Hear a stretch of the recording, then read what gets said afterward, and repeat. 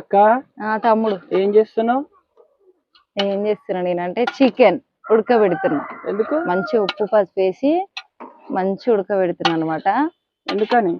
ఎందుకనంటే KG chicken పచ్చడి order వచ్చింది ఈ రోజు. కట్ల పై మీద చేస్తలేవు ఎందుకు ఈసారి?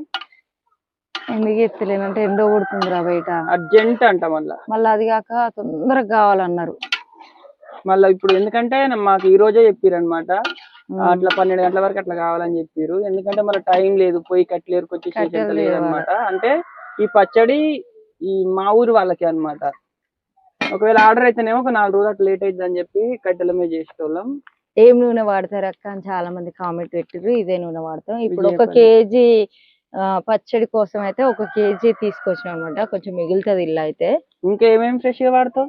ఇగో జీలకర్ర మెంతులు కూడా ఇప్పుడే, ఇగో ఎల్లిపాయలు, అల్లం ఎల్లిపాయ కూడా ఇప్పుడే తెచ్చినాయి. ఒలిసి ఆడబెట్టిరా?